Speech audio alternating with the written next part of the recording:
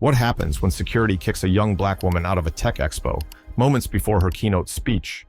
All she did was help a child. What happened next left the entire room speechless. If you've ever been punished for doing the right thing, welcome to my morning. The West Coast Tech Vision Expo was in full swing, all LED lights, coffee breath, and billion-dollar buzzwords. I walked in quiet, hoodie on, laptop under my arm, code like a girl, stretched across my chest like a target. I wasn't there for attention. I was there to speak. Keynote, big deal. But I wasn't thinking about that yet. I saw her first, a little girl, 10 maybe, standing beside a table of tech wreckage. Her robot? Wrecked. Tears? Real. Some grown man knocked her project over and didn't even blink. So I dropped to my knees and helped her gather it all up. See this? I said, showing her the servo board. Still works. You built it once. You can build it again. She smiled. My heart swelled. That's what it's about. Lifting people up, especially the ones who remind you of a younger version of yourself. But that soft moment didn't last. Excuse me, miss. 2 security guards, both white, both already convinced I didn't belong. We've been told you're not registered? I'm a speaker, I said, trying to stay calm. My badge is in my bag. We need you to leave, now. The kid clutched her robot, eyes wide. People slowed down. Some whispered. Most just watched. I tried to explain again. They didn't care. I reached for my bag. They stepped in closer. A woman from the event crew appeared, barely looking at me. Let's not escalate, she said. Just follow protocol. I was walked out like a problem, like I was stealing time and space I had earned. Out on the curb, I stood frozen, my chest tight with rage. Not surprise, just that old, familiar ache. They didn't see my title, didn't see my mind, didn't see a human helping a child. They saw a hoodie, they saw skin, and they made a decision. What happened next changed everything. You don't want to miss how this story unfolds. So there I was, sitting on a cold, concrete bench just outside the glass doors of the expo like some stray.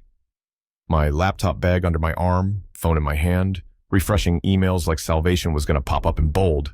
Guess what? It did. There it was, the official invite, plain as day. My name, my title. Keynote speaker, Zoya Matthews. QR code, confirmation email, photo ID, all neat, all ignored. And yet I was still out here. Out here. I tried calling the curator. Voicemail. Again. Voicemail. I sat there, heart pounding like I'd just run a sprint. Not from fear, but from rage. Because when you've spent your whole life proving yourself twice as hard just to get half as far, this hits different. Meanwhile, inside the conference walls, the storm was rolling in. Wait, you kicked out who? Aaron, one of the assistants on the programming team, had just overheard security talking. The girl without a badge was acting a little off. Hoodie, you know. Aaron narrowed her eyes. What did she look like? Young, black, curly hair, sweatshirt said, code like a girl. And that's when it hit, like a brick. You kicked out Zoya Matthews. Who? The keynote speaker for the AI and equity panel, the whole opening session. And just like that, the air turned colder behind the scenes than it was outside on the curb. Inside, the guards froze. Aaron's face went pale. A coordinator dropped her clipboard. And the man who ordered me out of the building? Yeah, let's just say his voice got real quiet real fast. Back outside, I did what a lot of us have learned to do when the system plays dumb. I called my mama. Mama, they tossed me like a thief, like I didn't even belong. 23 years old, a black woman who built her own AI education system, and they couldn't even look at my ID before they made up their mind. Her voice came through steady, strong. You hear me, Zoya? You are not the one who did wrong. You do not shrink to fit in their frame. You were born to break it. Don't you dare let this moment define you. And I felt that. Deep, right down in the gut where dignity lives. I opened Twitter, finger shaking, not from fear, and so from everything else boiling underneath. I typed slow, careful, not angry, just honest. I was kicked out of the Tech Expo where I was scheduled to speak as keynote. Why? Because I'm black. Because I wore a hoodie. Because I helped a kid instead of wearing heels. It's 2025, and we're still being pushed out of the rooms we helped build. Hit send. And then, boom, retweets, thousands, comments, DMs. My inbox caught fire. People from all over tech, from Silicon Valley to HBCUs, showing love, outrage, disbelief. Journalists reached out, developers, CEOs, activists, even one congresswoman. That tweet did what my badge couldn't. It made me visible. Back at the Expo, panic, full-on behind-the-curtains scramble. Find her immediately. She's gone. Then bring her back. How do we even reach her? Meanwhile, I was in the back of an Uber, staring out the window like I wasn't sure what city I was even in anymore. Ping, new email. Urgent, please return immediately. Your session begins in 15 minutes. We deeply apologize. We had no idea. Please come back. I stared at that message. 15 minutes. That's all they had left. But what about me? What about the 15 minutes they stole from me when they pushed me out without a word? What about the girl with the robot who saw me disappear like I did something wrong, and now they wanted me back, on their stage, in their spotlight? Like none of this happened.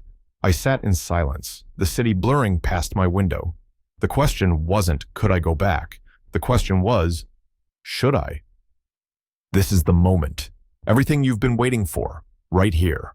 Stay tuned to see how Zoya flips the script and turns the whole room upside down. Lights down, room packed, not a seat empty, and you could feel it, that low electric hush, like the air was holding its breath. The MC clutched the mic like it might run off without him. His voice cracked just a little. Ladies and gentlemen, please welcome to the stage, Zoya Matthews. Pause.